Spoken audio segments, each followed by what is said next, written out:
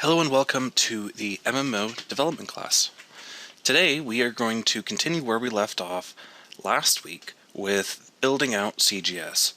So what we have already is we have a couple of things implemented.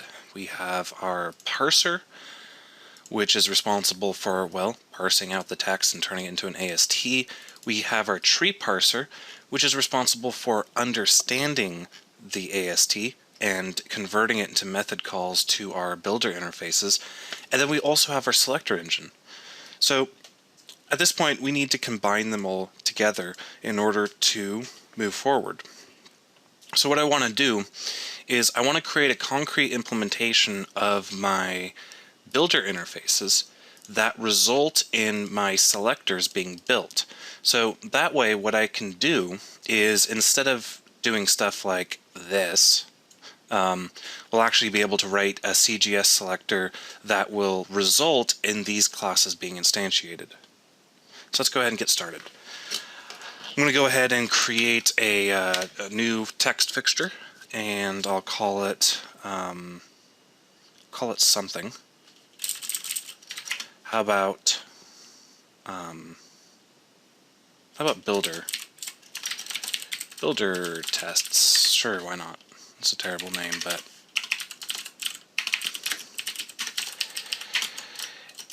and let's go ahead and do public void. How about class selector is built? Something like that. I'm going to create a helper method in this class similar to the other helper methods I created in my tree parser, my parser tests. It's going to be called parse CGS, but the difference with what parse CGS is going to return is I want it to return a, let's see here, let's have it return a strongly typed representation of a style sheet. So we don't actually have a concrete, a actual style sheet yet, in fact. So I think it's now time to go ahead and create an interface that will represent an individual style sheet. So a style sheet is going to be the result of a style sheet builder. So a style sheet builder builds a style sheet. And I guess that's very redundant to say, but it's fairly accurate. So let's get started. I'm going to create an interface called iStyleSheet, and I'm going to go back to my style sheet builder. I'll create a method on it called build, which will return a style sheet. So what does a style sheet have in it? A style sheet is really just a collection of rules, but I'm not necessarily too keen on having my style sheet expose the individual rules that it contains, simply because a job of a style sheet should really be transforming an element into a computed style. So I'm going to go ahead and finish out this interface for now,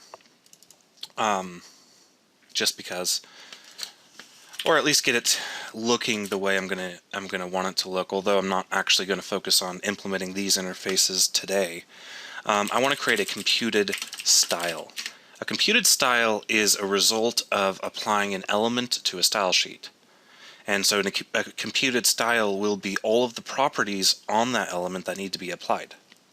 So really, what it has is an IEnumerable of iProperty,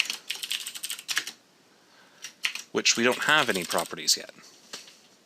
So I'll leave that unimplemented for now, and then, so properties, and then an iProperty is going to be a representation of an individual property within CGS. So an iProperty is going to have a type and a few other methods on it. I'm not going to worry about these for now. I'll just leave this interface kind of blanked out, kind of stubbed out, so people can get an idea for how things are going to be looking near the end. The computed style, however, will have a list of properties, but it's also going to have the most important method, is a method that returns a T property called getProperty. It's going to be a generic method that constrains tProperty to a class and a class that implements iProperty. And then I'm also going to create a corresponding try-get property of tProperty that has an out parameter of tProperty. So I hope people are starting to see where I'm going to go with this. A computed style is the only object that's going to be needed in order to construct a particular GUI style from an element. And that's what a style sheet needs to do. All a style sheet is really going to do is say iComputedStyle build style for element, and I should probably capitalize that properly. And then I'll pass in element. So that's all the style sheet does.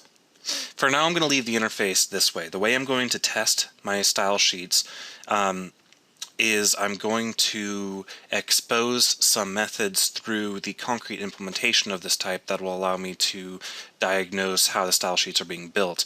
But I don't want to expose that information out to all the consumers of CGS. I just want to expose that information out to my tests themselves.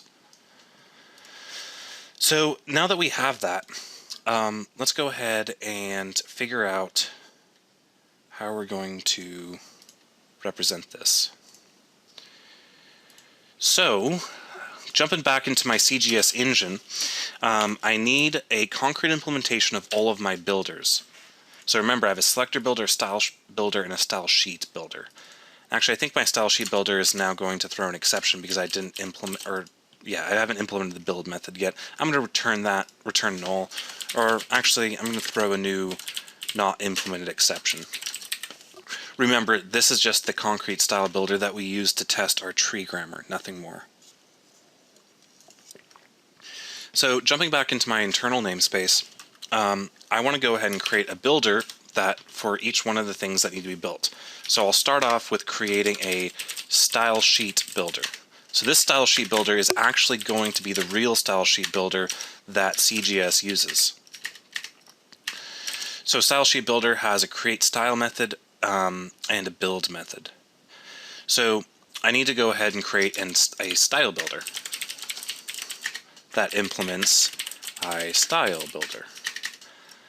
Now my style builder can set properties and it can return an iSelector builder. So that means we need a selector builder.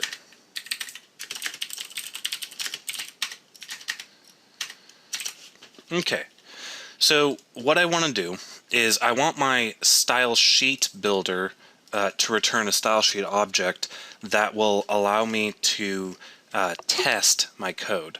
So that means I do actually need a concrete implementation of style sheets somewhere. This will mostly be left unimplemented for now, other than some methods that will allow us to test our combined grammar and our tree grammar. So this is iComputedStyle build style for element. I'm going to leave that blank. What I'm going to do instead is I'm going to create the concept of a rule. Now, if you guys remember, a rule is a combination of selectors and properties that are applied to that. So a rule is going to take in an IEnumerable of selector called selectors. It's also going to take in an IEnumerable of iProperty called properties. Now, our rule class, like I said before, I need a way to kind of diagnose it or to test it. So I am going to go ahead and I think I'm going to expose my selectors publicly for now. So I'm going to encapsulate the field in an auto property. So that's my rule. So a style sheet really is just a collection of rules. That's it.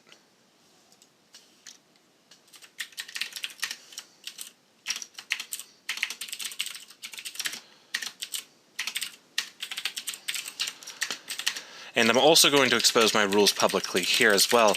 Note, by exposing them publicly on the concrete class, we're not actually exposing them through the interface, which is good. But I will need to be able to test if my rules are being applied. So that's why I'm exposing them publicly here. So now that I've done that, I can start writing tests. Even though technically I haven't really implemented anything, well, that's fine because that's, well, how you do TDD. So I now have enough stubs in place where I can go ahead and write some tests that use those interfaces. So I'm going to jump into my builder tests, and I'm going to change my parse CGS. My parse CGS is going to return a style sheet. And what it's going to do is it's going to build the style sheet with the tree parser passing in the builder, and then it's going to return builder.build. Now, if you remember, builder.build returns an iStyle sheet. Well, we actually want a concrete style sheet so that we can test things. The next thing is that the builder that we're instantiating right here isn't the builder that I want. I actually want the builder that's inside of internal, which this is the one I want. So now what I can do is I can say var sheet equals parse CGS, and I can pass in something. So let's do a basic class selector, and let's say color red. So I want to test that this style sheet was created properly, which means the sheet.rules should blah blah blah. I can't remember which one I'm looking for. Should be equivalent to expects the current collection to contain all the elements in the collection identified and expected regardless of order. Hopefully this takes in... No, unfortunately that doesn't take in a lambda. So what I'm going to do is style sheet rules all of the style sheet rules in this should have a selector, a single selector, where its toString should be .test. And gonna blah blah blah blah blah. What are you complaining about? Should be test. Oh, right, derp. I can't use should there. I need to say toString should equal test. And then, wow, that's not what I wanted at all. Why are you complaining, ReSharper? Stop it. Return value of pure method. Should be true. Okay, so there's our first test. All this test does is it compiles a basic style sheet, and then it makes sure that it created a rule, which actually I'm going to change this from all to single, because it should only create one rule, and that rule should contain one selector, and that one selector should be .test.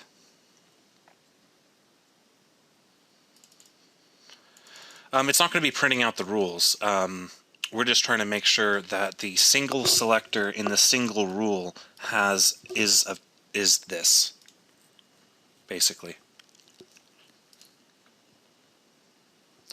So I'm going to write one more test. I'm going to go ahead and say class selector is built, and then class selector is matched.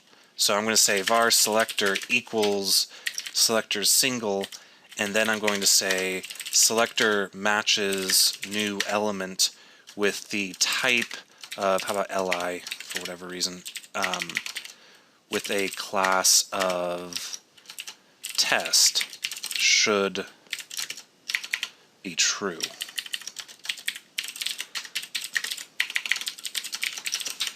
There we go. So we have two tests now, and both of them should fail.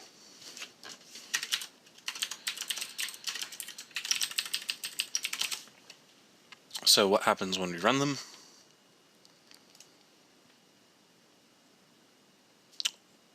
Awesome.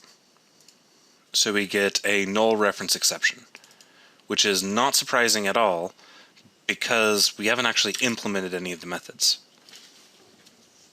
Because if this test succeeded, then I would start crying right now. So let's go ahead and implement the methods that'll make this test succeed. I need to start off with my style sheet builder. My style sheet builder needs to return a style builder when we create it.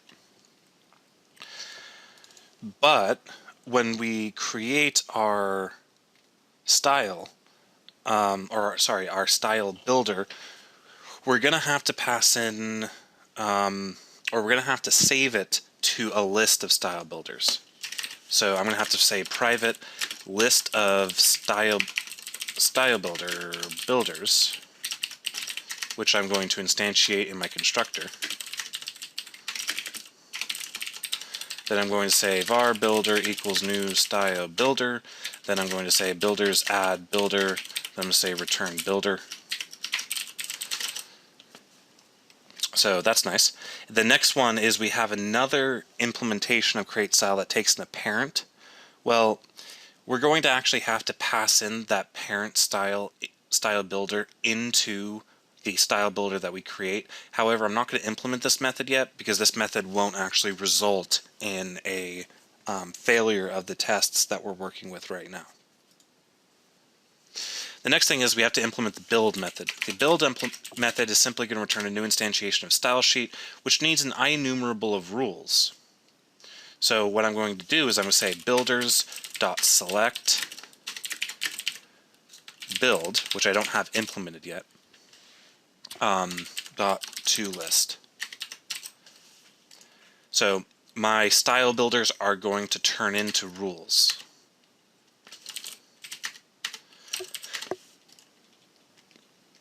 So currently that's all we need to implement for our style sheet builder to get our test to pass, although it's not necessarily complete yet because we don't have our nested rules support in.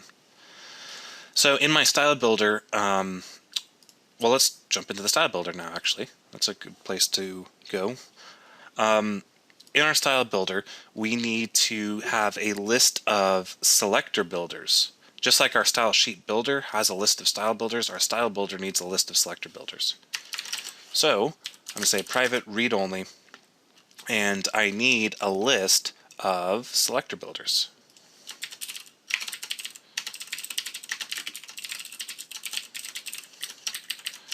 That are instantiated, and then every time I create a selector, I'm going to create a new selector builder.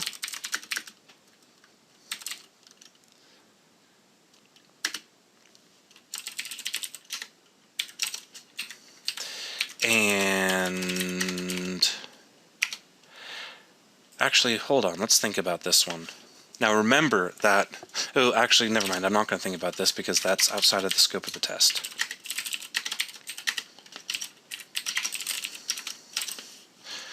Okay, so when we create a selector, we simply return a new selector builder. Now what happens when we build? Well, when we build, we're going to have to return a new rule. Remember, a rule is a collection of selectors and properties. So I'm going to return a new rule with selector builders.select. Then I'm going to add a build method to my selector builders, do a toList, and then as a second parameter, I'm going to pass in null, because we're not worrying about properties yet. Can you guys hear me? Hello? Okay. So now I'm going to add an implementation to the build method on my style sheet builders. What does the build method of a style sheet builder return? Well, it returns a style sheet. Or, what? No, it doesn't. It returns a selector.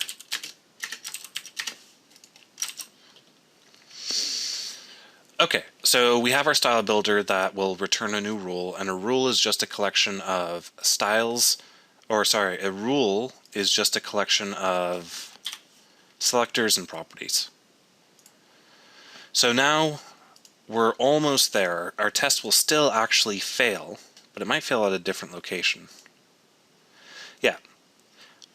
Now our test fails when we try to access our one of these guys, or maybe when we access sheet.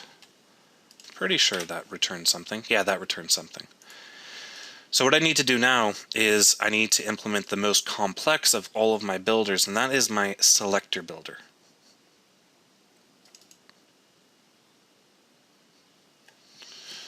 So a selector builder is, what I'm going to do is I'm going to create a private selector relationship to keep track of the relationship of the next parent. Then I also need a selector for representing the current root selector, or the current selector that we are currently, well, looking at. So let's think about how we can do that. I'm going to call this top selector. Then what I'm going to do is in my constructor, I'm going to set relationship to none, and then I'm going to instantiate the top selector. Actually, I'm not going to worry about instantiating the top selector. Okay, so let's go ahead and work on this. I'll do the push descendant, immediate descendant, and none first, because all that does is sets the relationship to whatever we're looking at. So either descendant or immediate descendant or none. So that's easy. Now I have to add these guys. So what's a pseudo selector do? Well, a pseudo selector is going to set the pseudo classes on a particular selector, which we currently can't do. So what I'm going to do is say top selector dot add pseudo, and I'm going to add a method that adds a pseudo selector, and all adding pseudo selector does is it says pseudo classes dot add pseudo, which unfortunately my pseudo classes are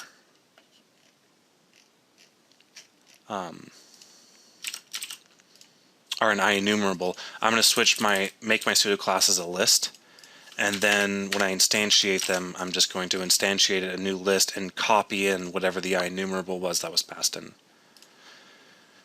Okay, so now we have our descendants and our pseudos.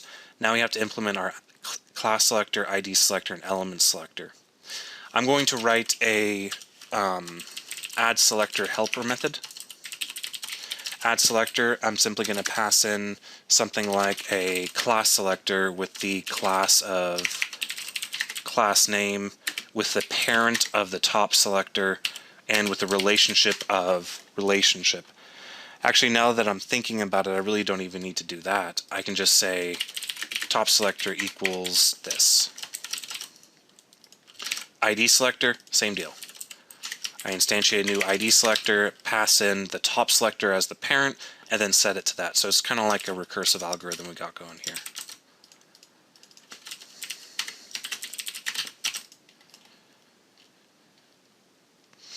Okay, so now the last thing that we need to do is we need to build it. What is building a select? All building a selector is going to do is it's just going to return the top selector that was built already. So let's see how far we got in our tests.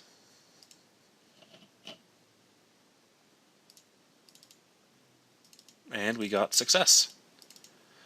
So let's test an ID selector, and let's test an element selector. So an ID selector, I'm just going to change that to that, and an element selector, I'm going to change to something like header equals header.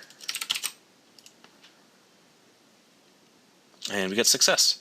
All right, let's do something more complicated.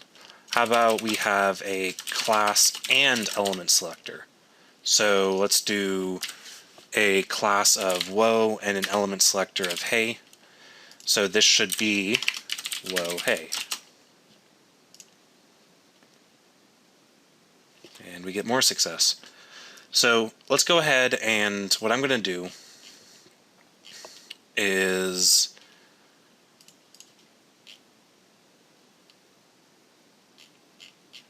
I'm going to steal all of these tests, except for the nested rules one.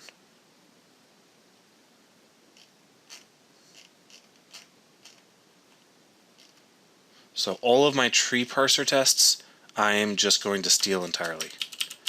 And I'm going to paste them right into my builder tests and make sure that they all work. So the parse CGS is actually going to be a little bit different for these tests. What I want to do is, actually I'm going to change the parse CGS method. I'm going to refactor it. I'm going to say return first and only selector. And return first and only selector is going to return this.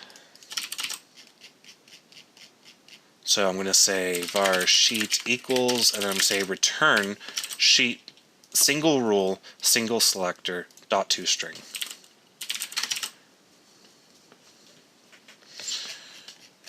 Alright, so let's go ahead and rewrite our tests real fast.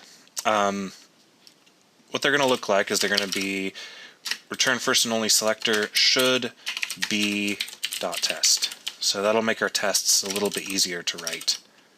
Then the same goes for this. This should be test. Oops, test. And then this should be header. And then this should be whoa hey, and then this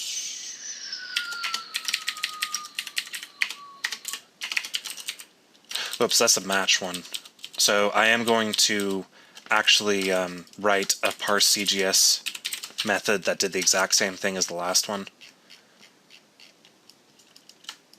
So I'm going to say parse CGS that returns a style sheet, and it'll simply return sheet or return style sheet builder build. And then I'm also going to write this one in terms of the method I just wrote.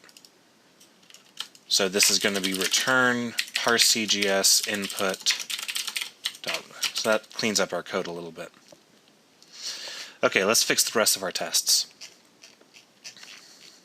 Because right now we're not testing to see if everything gets outputted. We're testing to only see if the first selector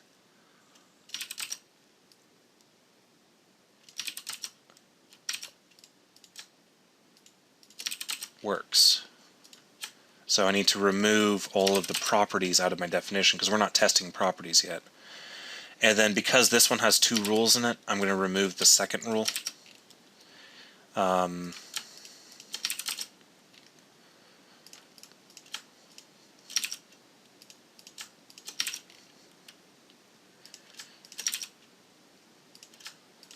This is a really annoying process, and these all have the exact same selector, so I'm not even going to retest. Actually, no, I am going to retest it just in case something that was put in as a result of a bug combined with these other test cases could have caused my selector to break. Which, honestly, this is getting a little ridiculous, but you know what? You can't really have too many tests. Oh, I'm sure you could. Okay, let's run all my tests. And we get a few failures. We get for child selectors doesn't work. It's expecting hover, but there's no pseudo class being added. Let's check this one. Multi-line comment throws a null reference exception. Wow. Well, that's impressive. Multiple selectors. What's wrong with this? Sequence contains more than one element. Oh, right. I can't do multiple selectors yet because I'm right now only working with one selector. So I'm going to remove that test for now. Nested element on pseudo basic properties. Sequence contains more than one element. I'll remove the second element from that test. And then let's rerun it. Okay, so we get a couple failures. I'm going to filter out my unit test list to only show failed tests. Let's work on this one first. So expected string to be blah, but it's not blah. What's happening is it doesn't look like our pseudo selector is being added to our selector. So let me see what's going on with that. I'm going to debug this test. And so builder.build, what does builder have in it? Builder has a style builder has a selector builder has a top selector with no pseudo classes. Here we go. We have a hover on a .test, but it's not being printed out by the toString method. Because if I come in here and check my toString implementation on my selector class, let's see what happens. Get textual representation of selector. Ooh, I never actually did I never do that? Really? No, I never added pseudo selectors into the textual representation. So let me go ahead and modify the toString method on my selector and say append format. Actually, I'm just going to do append there. Then I'm going to say if pseudo classes.any, then builder append format colon blah, where blah is string.join colon on my pseudo classes, which is a list of strings.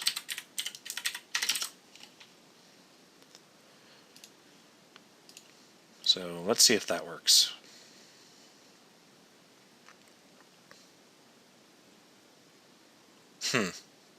Ooh, because I'm not doing, wrong one, derp.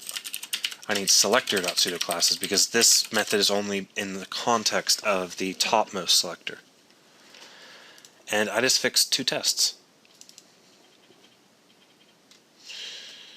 Oh, you know why this failed? I'm dumb.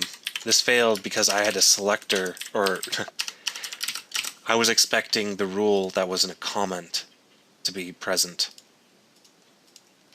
There we go. Let's rerun all of our tests just for good measure. And we have a lot of green.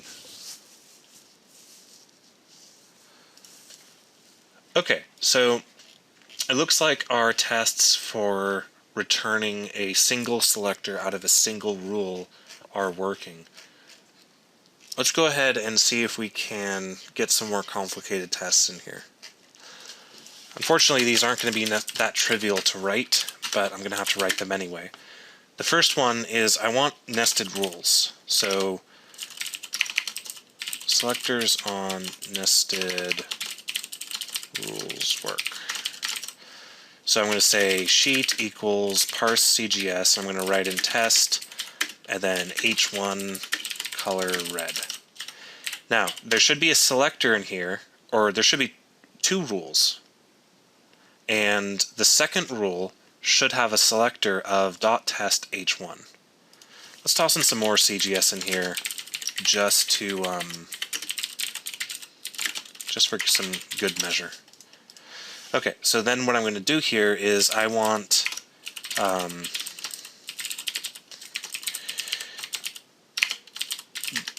one of the rules has to have a single selector that when I turn it into a string should be test h1.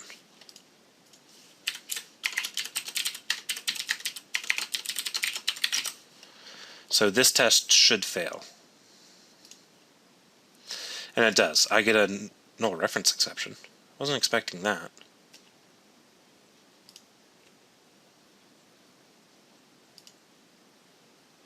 Huh. Looks like I actually... Ooh, yeah, of course. Yeah. Because my...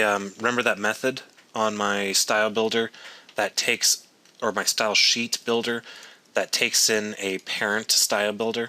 That returns null right now. So we need to fix this in order to get it to work with nested rules. So basically, I'm going to do the exact same thing I did before, but I'm going to pass in the parent style builder into the constructor of the style builder. And I'm going to have it be that, and I'm going to do a manual cast up there. So now we have a style builder that has a parent. So how does having a parent affect it? Well, having a parent style builder, the only thing that does is my selectors now have to start off with the last selector of the parent style builder. So what do I mean by that? Well, if I go back to my tests, my builder tests, I have a nested rule right here. The only thing that makes this a nested rule, other than, well, syntactically it's inside of another rule, but what truly makes it a nested rule is that every selector in this rule needs to be parented to every selector in this rule. So that's actually really easy to do, because I can say when I instantiate a new selector builder, I can check to see if I have a parent. So I'm going to say selector builder builder, then I'm going to say if parent is null, then do that. But if parent is not null,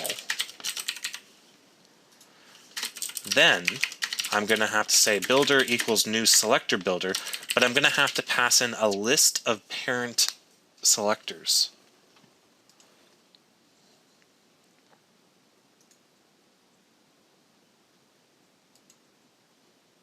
Which is going to be kind of hard to do if you think about it.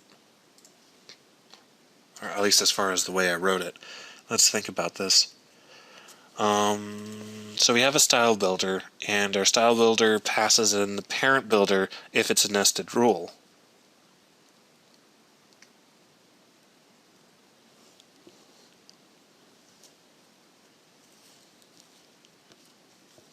Which is good. That's what we want. But then we have to loop through all of the parent selectors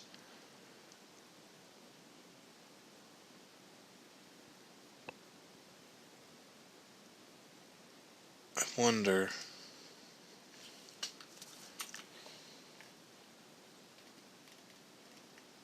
Okay, here's what I'm going to do.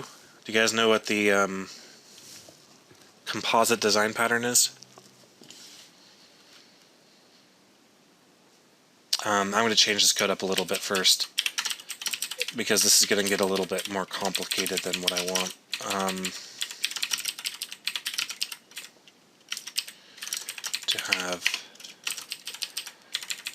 Okay, I'm going to create a selector builder that has a parent for itself, but what it's going to do is it's going to, let's see, it's going to return a list of selectors. Does that make sense? I need to know if that makes sense.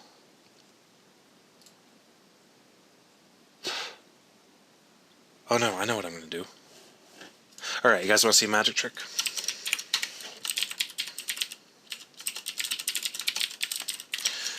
Okay, I'm going to create a composite selector builder.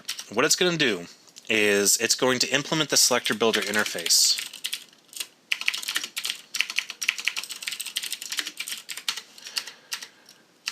But it's going to be slightly interesting in that what it's going to take in an IEnumerable of selector builder called subbuilders, and every time you invoke a method on this, it's going to invoke the same method on every single one of its children.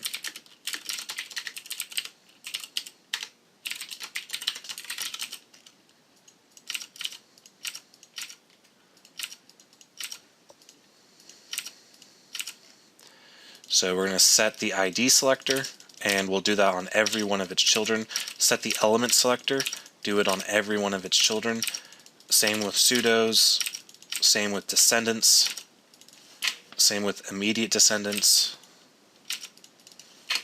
and same with none. Okay, so getting back into my style builder, when I create a nested selector, I'm actually going to create a new selector for every parent selector. So I'm going to say for each var selector in parent dot selector builders. Then I'm going to create a new builder. And the selector builder is going to be parented to the parent selector. Then I'm going to add it to my selector builders. And then I'm also going to add it to a list of selector builders that I'm going to pass into a composite selector.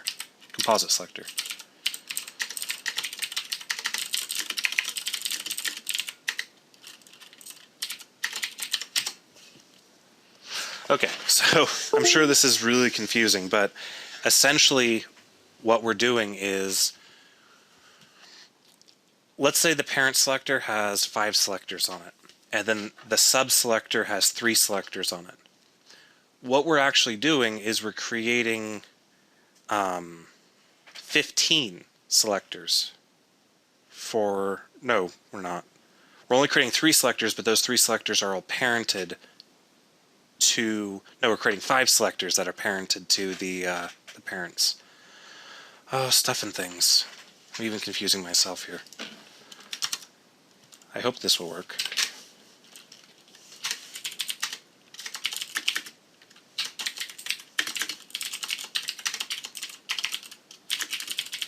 Pretty sure it'll work.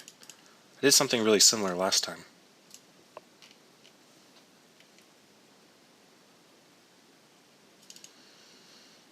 Okay, so obviously we're having some difficulties, so let's see what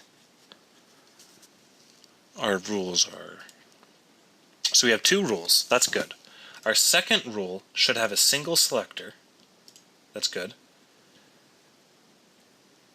But it's not what I want it to be.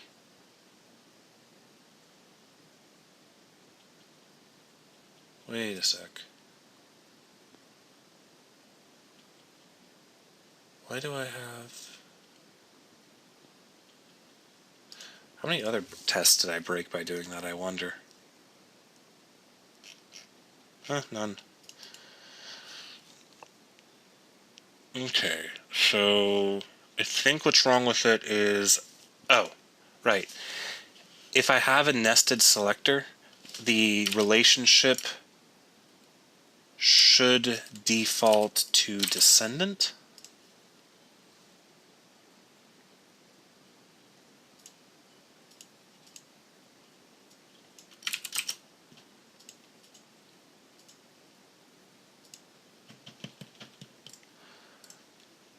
Okay, so we have our builder tests. Go ahead and set another breakpoint. Debug this guy and see what is going on. Okay, so we have rules, and our rules, we have 2 rules. First rule has test h1. But the problem with that is its relationships are all none. Why is... So if I go into my style builder, we have create selector, subbuilders equals new, so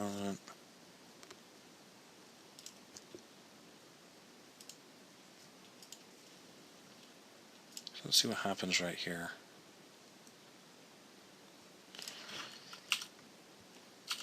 So the parent has 1 selector builder of .test. That's good. Then we create another selector builder based off that sets its relationship to descendant and its top selector to that. And then we add it. Actually, I think this is working, but I think we have a push none happening.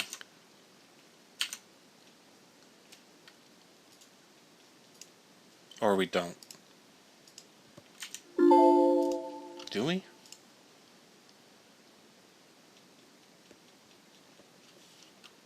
No. So if we don't have a push none happening, we know for a fact that our relationship is being set to that, what should happen is we should set the element selector. Technically, right? Because if we go back to our builder test, we have an element selector, right? So we should set the element selector. And when we set this element selector, we should have a parent of the class selector, and we should have a relationship of descendant. Okay, so we have an element selector of h1. The top selector is the right one, but the relationship is still none.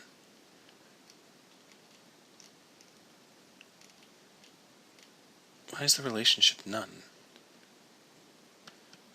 The relationship must be none because we are not returning, but we are, but we're not. Oh, God, wow. How'd you guys let me,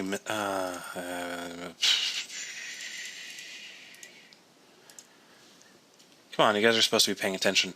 What do you see wrong with this picture right here?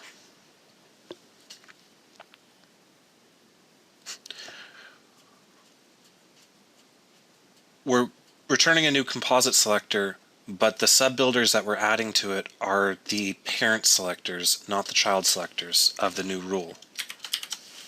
So what we need to do instead is say builder.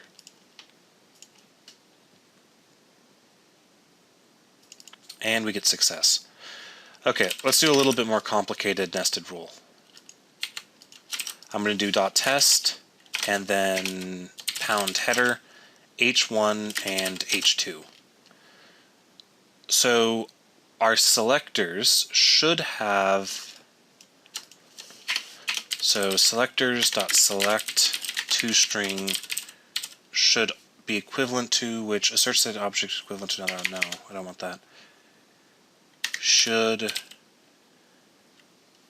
expects the current collection to contain all the elements. Good.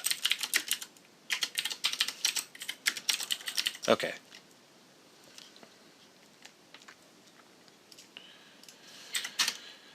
So this test is going to not compile.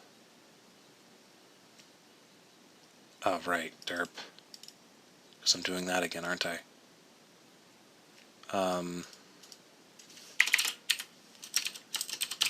Why are you doing this to me? I want a should method that doesn't. Okay. How about I want to do this, and then I want to do except, and then I want to do any and not. Okay, so there should be a rule in this test that has a group of selectors of .test h1, .test h2, header h1, and header h2. And it does. Yay. Let's do another one. I'm going to nest a third selector in this. And this one's going to have a li, a hover .whoa.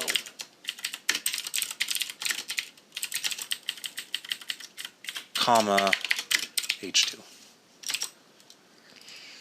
So that means we should have one of these, one of these, one of these, one of these, and then we should have all of these, but instead of that, we should just have h2, h2.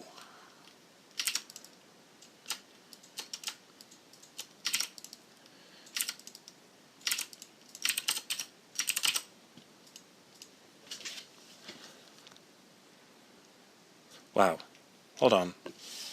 I'm kind of feeling weird about this test. Let me see if it actually fails, if it should fail. Oh, it does. Huh.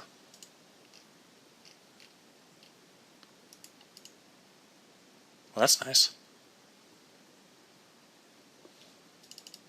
Alright, so how are you guys feeling?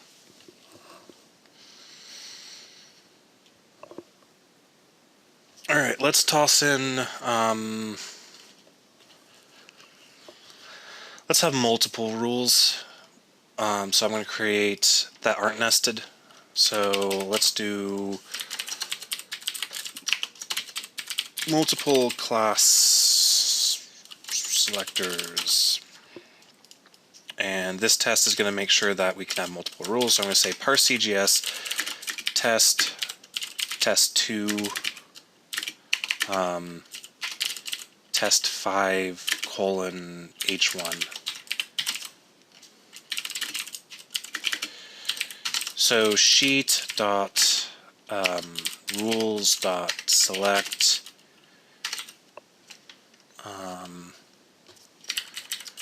string dot join comma on selectors dot select to string should be equivalent to a bunch of stuff. So we should have one rule that has test, another rule that has a class selector test2, and another one that has test-5 and an h1. And we get a failure.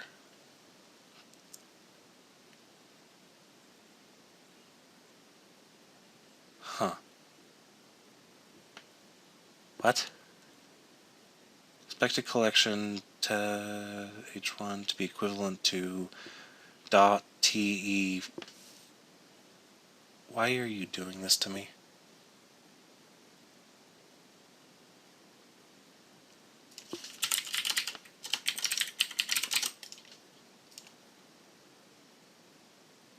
There we go. Let's make sure that this test is actually supposed to... It is. Sweet. So we have multiple class selectors are built. Multiple class selectors built. That's not what I wanted to... I mean, that's just a horrible name. I know a lot of my names on these tests suck, but that's just too bad for even me.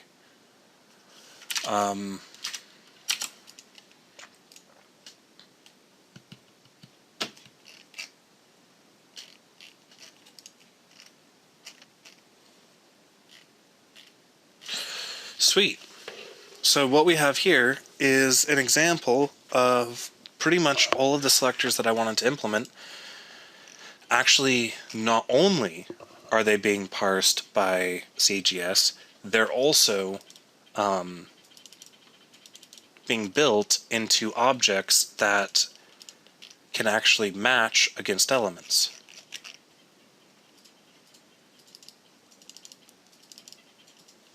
So that's really cool.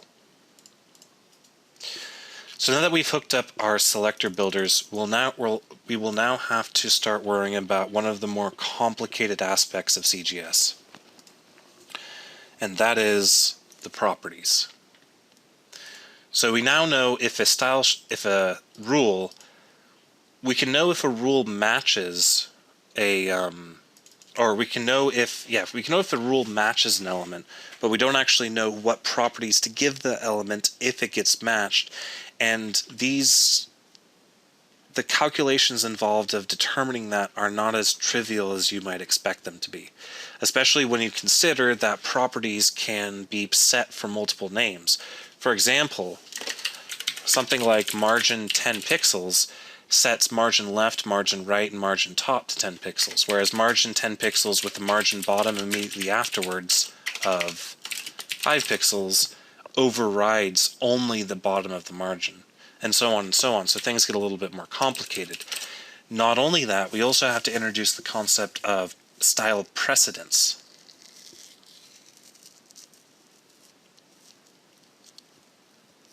Yes, I do have to allow for shortcuts, because if I don't, the whole point of CGS is for a person who's familiar with CSS to be able to use it effectively. So I want to stay as close to CSS as possible.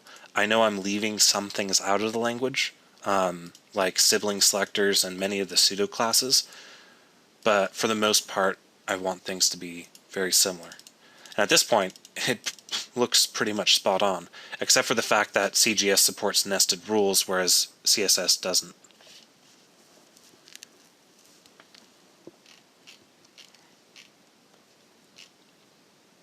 Although, it would be kind of fun.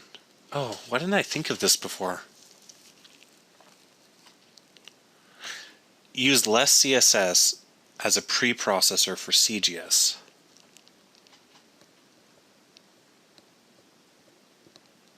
That's a really funny idea. Then I won't even have to worry about nested rules, because less CSS would take care of it. Not only that, I would get access to mixins and variables, expressions. Huh. Why didn't I think of that before today? Okay, so what I'm going to do is I'm going to go ahead and go on break. And when I get back, we'll work on our properties. And we're back. So we have our parser done. We have our selector engine done. We have our selector builders done. The last thing that we need to do before we move into actually, well, the Unity aspect of CGS is to implement our properties. Right now our properties are largely being ignored. They're being parsed out and they're being set with our builders, but they don't do anything. Like if I looked at my style builder, the implementation of set property is blank. If you recall, set property is what happens when CGS runs into a property that it needs to, well, set. So, this is where things get interesting. Not only do we need to be able to set our properties, we also need to be able to combine them together based off of all of the rules of all of the style sheets that are currently loaded into the system. It's not a matter right now of setting stuff that Unity understands, it's a matter of setting stuff that CGS understands. The code that's responsible for translating this stuff into what Unity understands, that's going to be the last thing that we write. So far, we haven't even touched Unity, which is actually a good thing. It means that all of the code that we've written so far will work just fine on any framework or library or system that you might want to implement it towards. And I want to keep it away from Unity as long as possible. And then when I hook it up to Unity, I want that code to be very thin so we can replace it to change depending on, well, especially depending on the way Unity changes over the years. Because Unity's GUI system is going away, I don't want CGS to become obsolete when Unity comes out with a new GUI system. So, what I want to do right now is I'm going to create a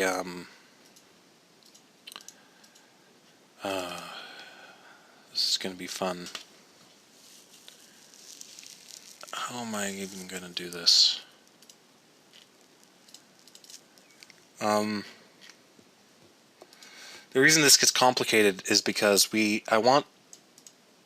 properties are complex enough to where they'll necessitate the addition of a class. And what I need to do is I need to have the concept of a property repository, and that property repository needs to return property types. Property types are going to be a combination of a factory and a list of names that factory supports. So let's start off with talking about our property types. If I go back into my base, we have our style sheet that returns an iComputedStyle. And iComputedStyle returns a list of iProperties, or has a list of iProperties. An iProperty is going to have a type associated with it, but we don't actually have the concept of an iProperty type created yet. So I'm going to do that. An iProperty type is really nothing more than a factory that returns an iProperty. It also has a method called supports property, string property name. So for example, a margin property type would return true if you passed in margin, margin left, margin right, margin top, or margin bottom. So, stuff and things. Now I have the iProperty type implemented. I'm going to go ahead and create a concrete representation of property type. I'm just going to dump that right in the base project because the concrete implementation is going to be very simple.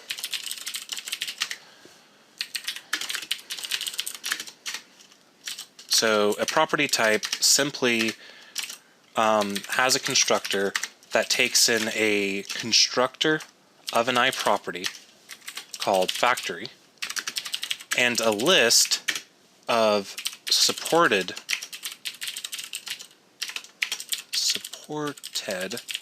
properties.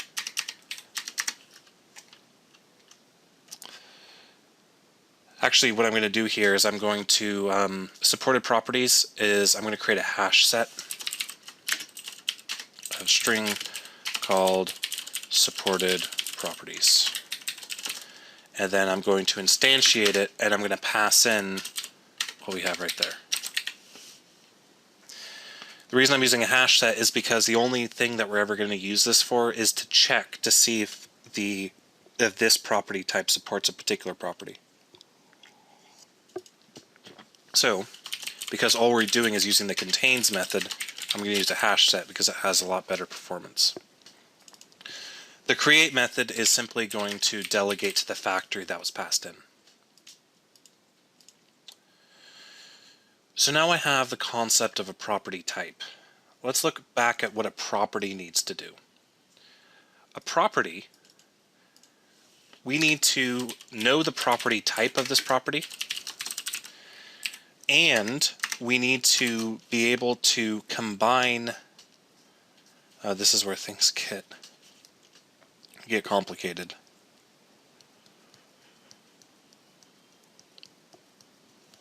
Alright, let's leave it at that for now. Let's see how the implementation grows as I start working with things. So we have a computed style that has get property and try get property, which return properties. That's cool. And so far so good. Our style sheet needs to know what properties it supports.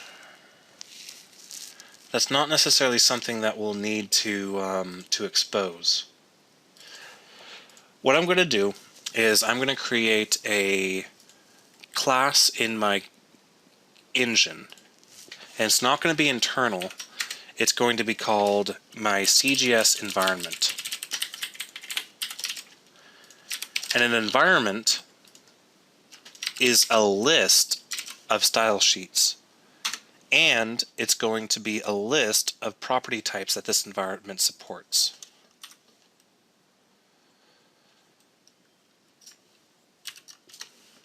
Okay, so a CGS environment is going to have a private read-only list of iProperty types that it supports. And it's going to also have a private read-only list of style sheets that it contains. Both of these are going to be instantiated within the constructor.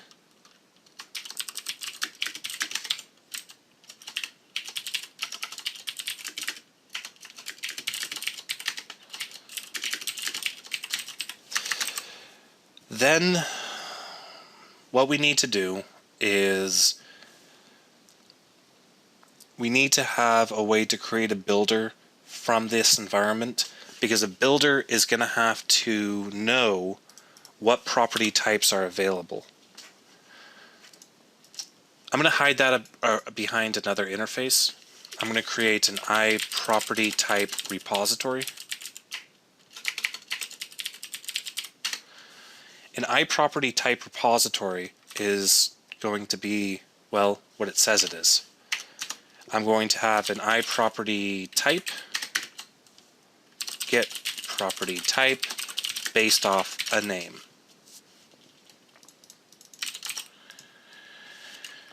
Okay, so we need the CGS environment to be responsible for creating iStyle sheet builders,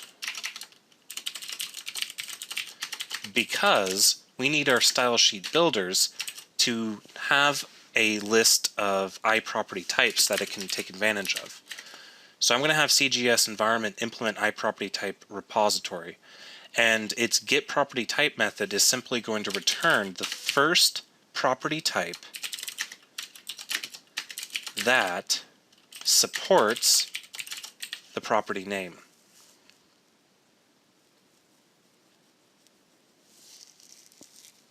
That makes sense so far, I think. And then I want to pass this into the style sheet builder, but I don't want to pass a CGS environment in. I want to pass an iPropertyType repository.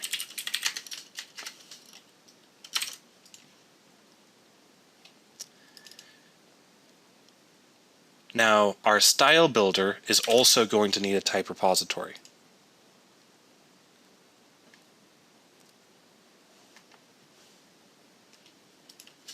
So I'm going to add that as a constructor parameter to both the constructors of my style builders. They're both going to take in an iPropertyType repository.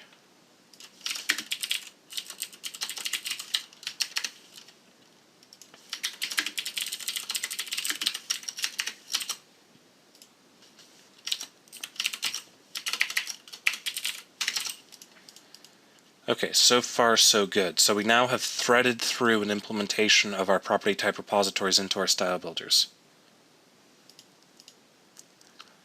So that is going to be used for this right here.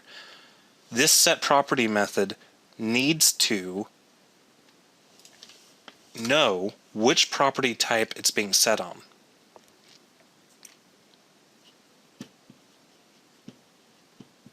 And then it needs to try to get it.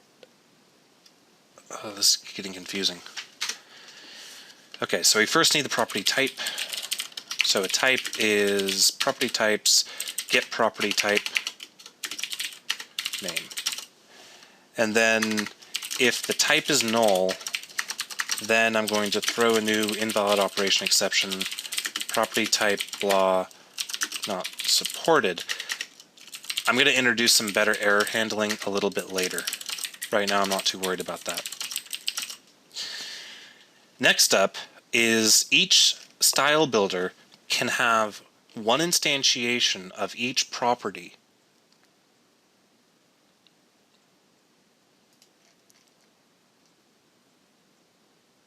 So I'm going to create a private read-only dictionary of iPropertyType and iProperty called properties, which I'm going to instantiate.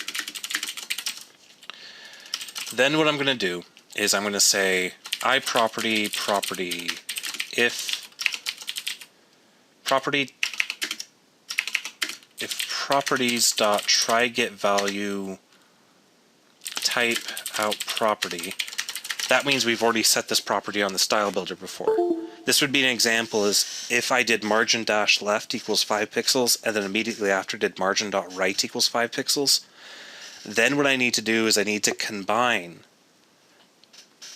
or no, I don't need to combine, I need to override the margin right on the margin property. So what I'm going to do is I'm going to introduce a new method to accomplish that. So that method is going to be property.set, and I need to pass in some information. I need to know exactly which property I'm setting, and I need to know what values are being set on it. And then I'm going to return. If the property does not already exist, I need to instantiate it using the factory passed into the property type. Then I need to do the same thing. I need to say set name values, and then I need to add it to my list. Actually, I can make this code a lot cleaner. Watch this. I'm going to say if not try get value, then property equals properties at type equals type dot create.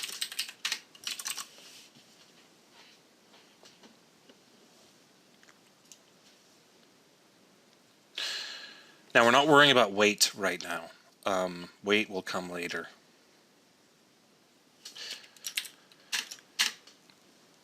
Okay, so now I need a set method on my iProperty interface, which I just implemented. The last thing I want to do is I want to return, remember how my rule is a collection of selector, builders, and properties? I need to pass in my properties into that. So I'm simply going to do properties.values.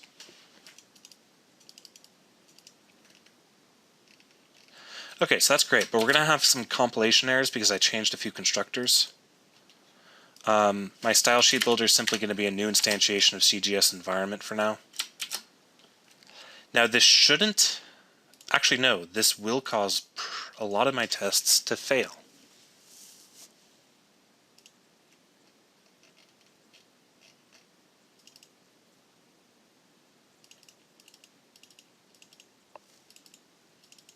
A lot more fail than I expected to.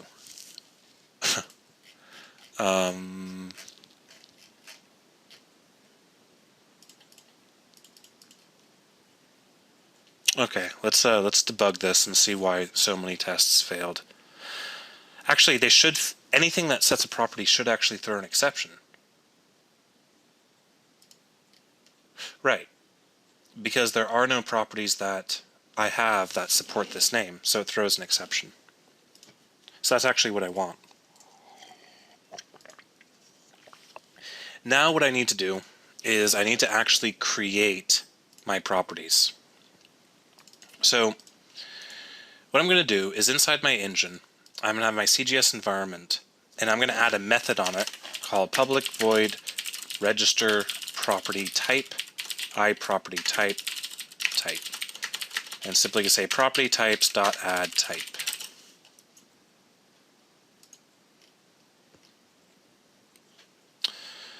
Then I'm going to create a new project, and this project is going to contain all of my properties that I want CGS to support by default. So I'm going to call this cgs.properties.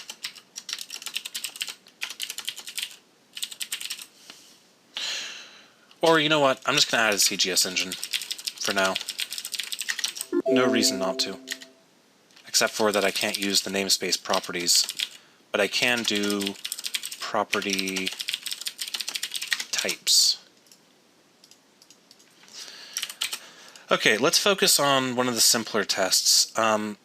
Let's write color. I want to write a property type called color. So what I'm going to do is I'm going to create a color property. Color property is going to be an iProperty, and I'm going to follow a convention that I established inside of my previous implementation of CGS, where every property has a public static iProperty type, ptype. And I'm going to say static color property, and I'm going to say ptype equals new property type. The factory is going to return a new color property, and the only supported property name is color. Also, my type will simply return ptype.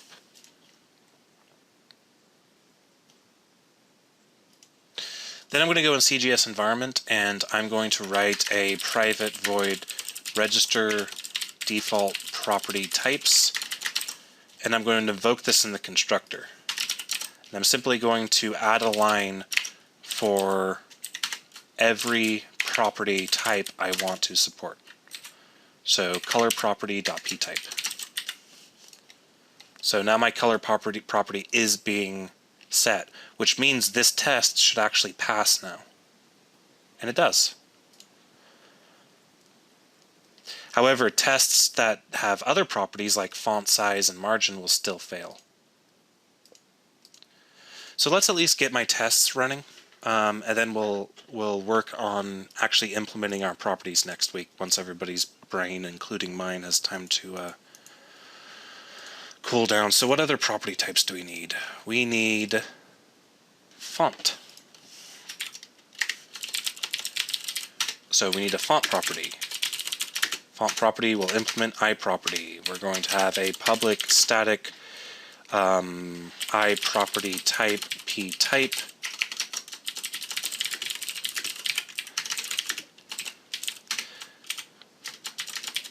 type equals new property type equals new font property. Okay, so what, in addition to font, what else do I need to support? Well, I need to support font, font family, font weight, font size, and font style.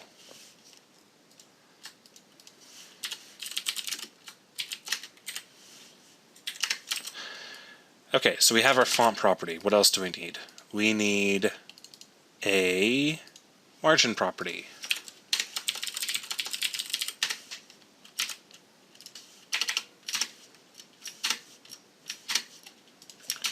So a margin property is an I property, and a margin property supports margin, margin left, margin right, margin top, and margin bottom. Okay, what else do we need? We have fonts, we have colors, we have margin, we now need background.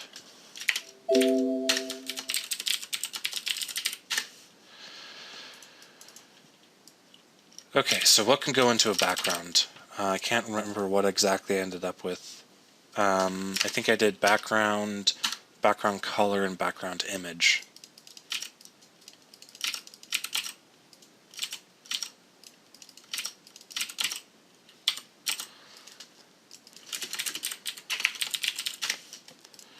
So we have a background, background color, and background image. Okay, we have margins, we have fonts, we have margins, margins, margins, font sizes, background, margins. Okay, so let me go ahead and register all these properties by default with my environment.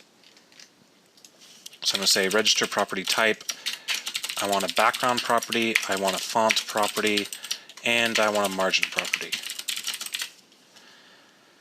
This should all be all I need to make these tests pass, and they do.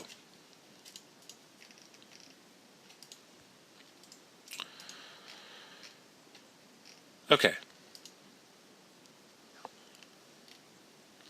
So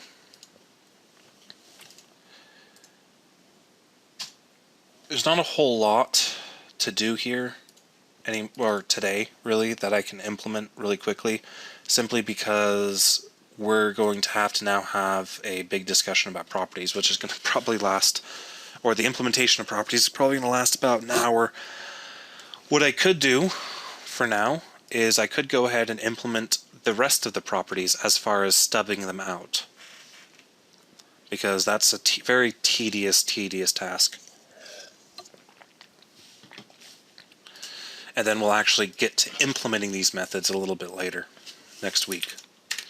So we have background. What's next? We need a border offset.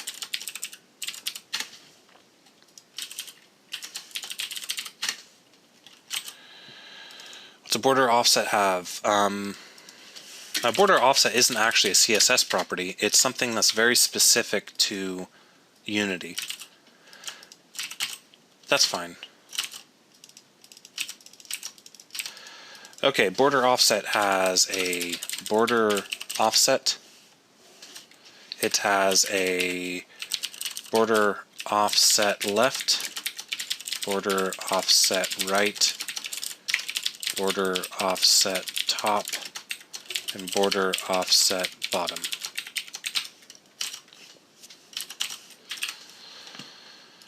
Okay, next up, we have a border.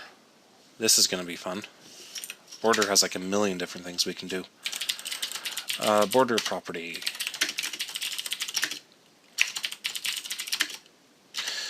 Now the interesting thing about the border property is that this is actually going to require we do some image generation inside of Unity itself, which should be lots of fun.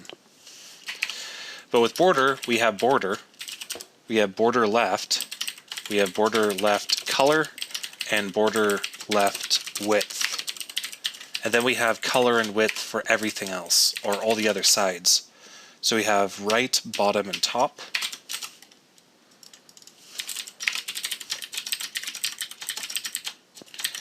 bottom, and top. So there's our border property. Next up, we have a bottom property, which is used for absolute positioning, which this property was actually added by the team of people that is actually using CGS in their game.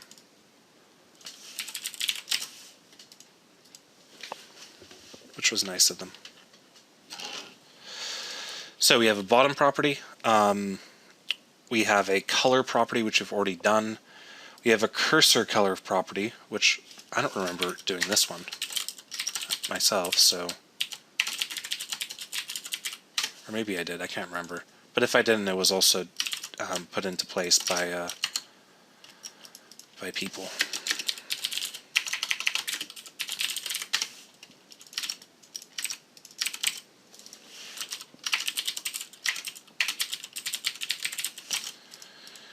Okay, we have our cursor color. We have our flow property, which again was another addition to CGS.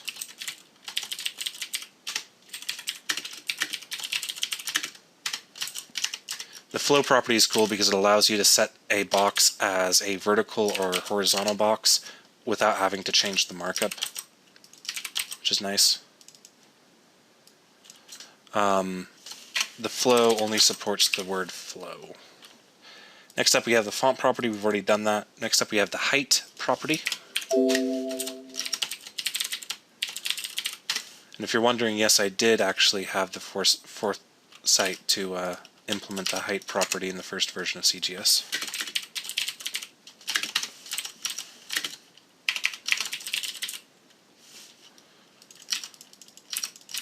Now, height is easy, it's just one word. Oops.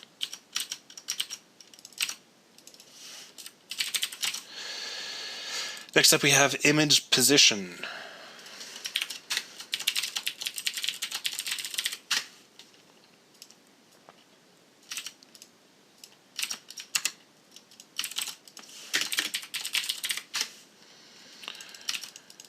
Image position simply allows us to do image position, so that makes that easy. After image position we have left, which was again, because this is all about absolute positioning, this was a handy little improvement made to CGS.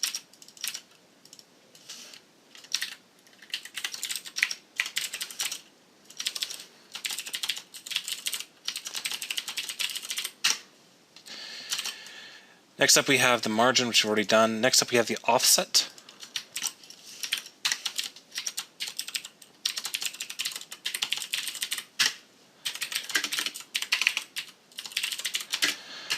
Honestly, the first version of CGS I did implement all these properties in their own assembly. I'm thinking that might be the better thing to do. Offset supports offset, offset X, and offset Y, but we can add it to another assembly later down the road if we wanted to. Next up we have an overflow.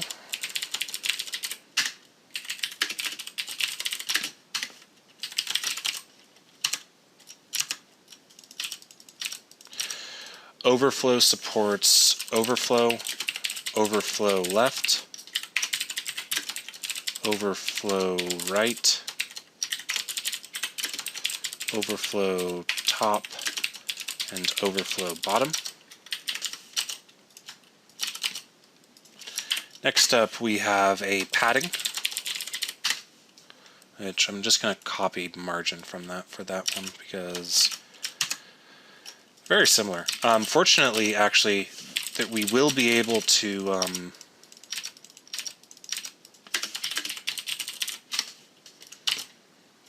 reuse a lot of code between things like margins and paddings and stuff like that.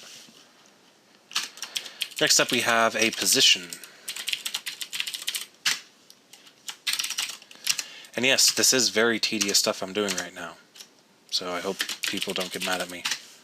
One person already got bored and left, I guess.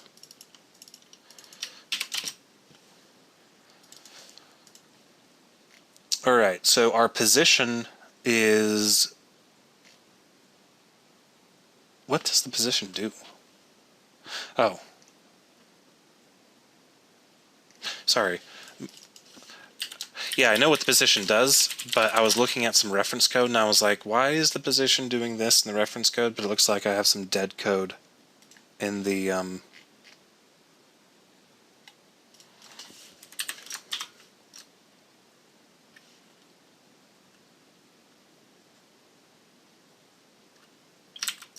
Huh, that's weird. The implementation of this property is kind of bizarre to me.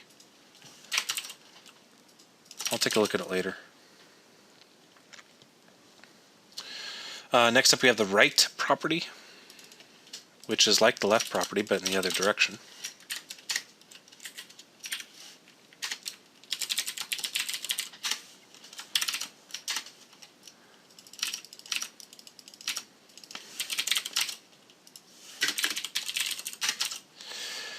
Next up we have the selection color property.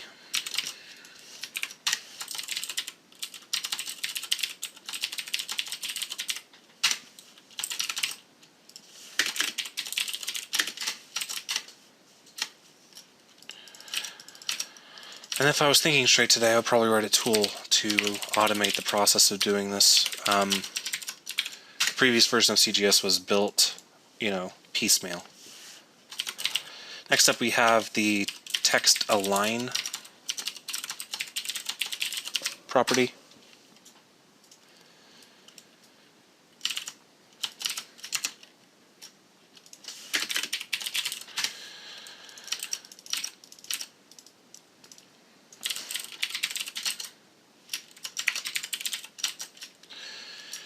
Next up we have the text clipping property. And if you're wondering, yes, I am going through a list of things. I'm not just pulling this out of my head. Which should be evident by the fact that some of these properties I'm not even familiar with, even though I wrote the thing. Next up we have the top property, which is similar to the right property but in a different direction.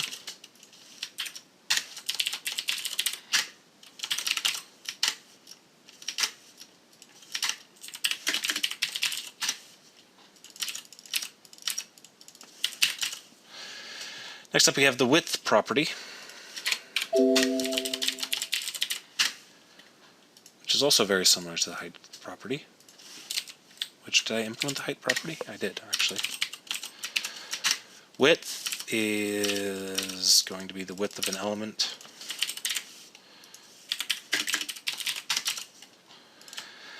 Then, finally, we have the word wrap property.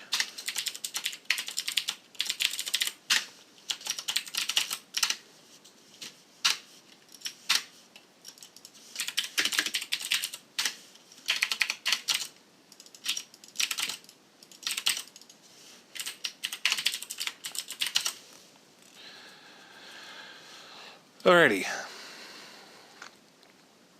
so now we have all of our property classes.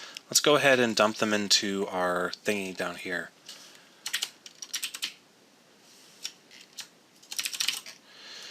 So we need background, we need border offset, we need border, we need bottom, we need color, we need cursor color, we need flow,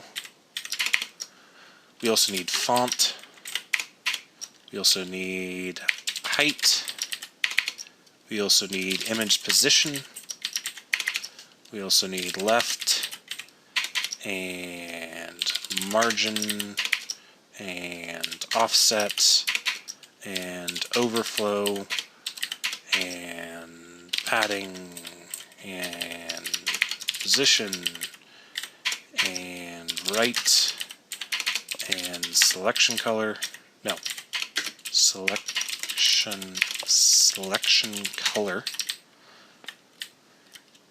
and text align, and text clipping, and top, and width, and word wrap, and somehow I managed to copy and paste this line of code exactly how many times I needed to on the first try, and I have to say that that's very impressive. I know everybody here is really impressed. There's no reason anything I did should affect my unit tests, but I'll run them anyway, and we get success. So this is currently what the language supports. Obviously everybody is welcome to add their own properties to things, and obviously right now we don't actually have any way of turning this into a GUI skin. Like I said, the last part of CGS is going to be taking all these property types and converting them into GUI skins. But the conversion isn't going to happen here. All of these classes, the only thing they're responsible for is combination. The only reason I have these different classes is because they can be combined with multiple different similar property names into one property. So we'll be implementing these next week. And then after that point, we'll be at the point where, well, we can start to integrate this with Unity. And there's a question about floating, and the answer is no, CGS doesn't support floating. Floating would be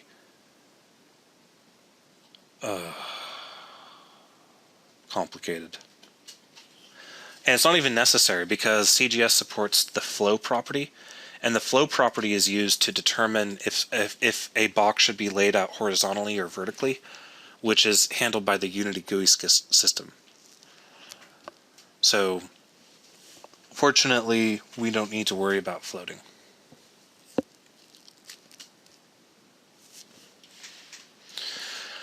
Okay, so I think it's about time to wrap up, but there's one last thing I wanted to point out. I got a PM a while ago about a potential CGS bug, and that bug is that our compiler I believe our compiler does this. Does our compiler do this?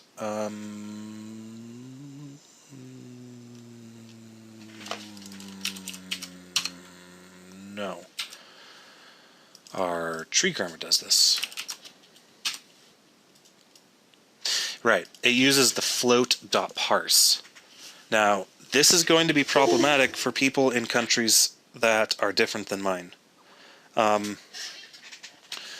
So what we need to do is we need to make it so that Skype doesn't reset my status every 5 minutes because my phone sits there and tries to reconnect to Skype, and when it finally manages to, it tells Skype that I'm actually online when I should be on Do Not Disturb.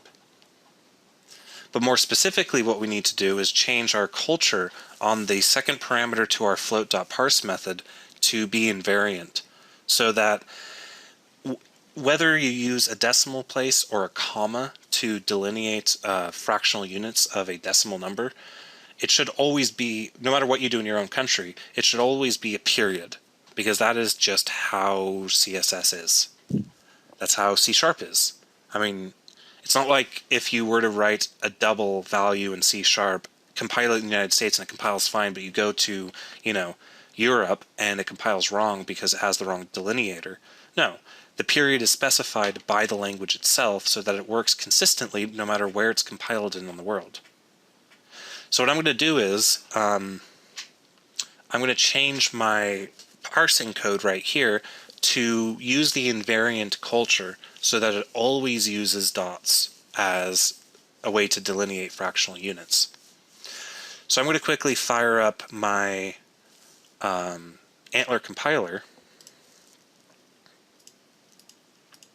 or ANTLR file watcher, and I'm going to change this code. However, I'm going to write the code where I actually have autocomplete because for the life of me I can't remember. I want a, what is it?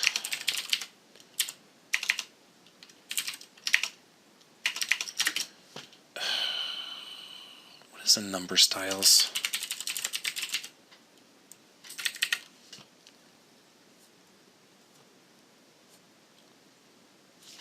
No, I don't want this. I think I want a format provider, don't I? There are no format providers that I can, well, format provider, or is there like a numeric format provider? How did I forget to do this? I think my head just is dying.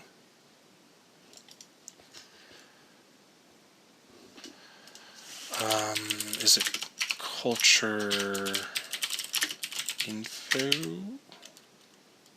And then what do I want? I want my invariant culture. Does that work? I think it very well might work. And it does, sweet. So I just need to pass in culture info.invariant culture. And what is that exactly? That is a that's culture info, which I guess is either an iFormat provider or a number styles. Most likely it's an iFormat provider. So I'm going to pass that as the second parameter to each one of my float.parses.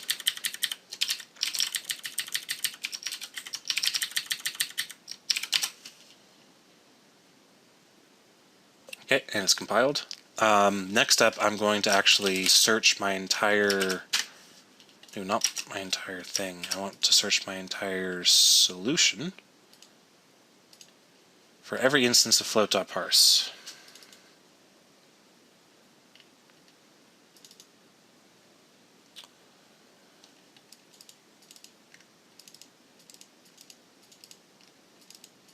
Okay, sweet. I do have a compilation error because I need, it actually needs to be system, what does it need to be? Blah, blah, blah, blah. System.globalization is what I need. So I'm going to go to the top of my CGS tree and add it to my header.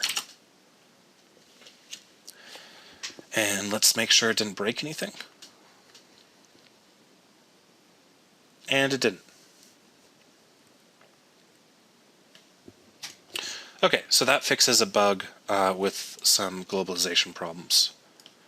Now, no matter where you parse or run CGS, it'll always use periods as for floats.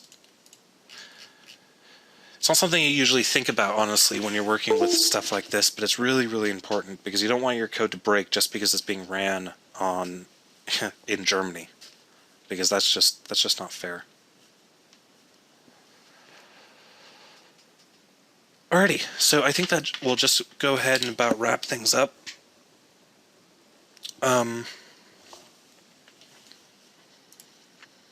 Not a whole lot left that we can do. We have our property types all implemented, or not implemented, we have them stubbed out, which gives us a good roadmap of what we'll have to do next week. We're basically going to have to be implementing all these set methods, though fortunately there are some really easy ways to use some basic inheritance to make this very simple to do for most of our properties. So I think that just about wraps everything up, and I will see all you future people next week. Goodbye.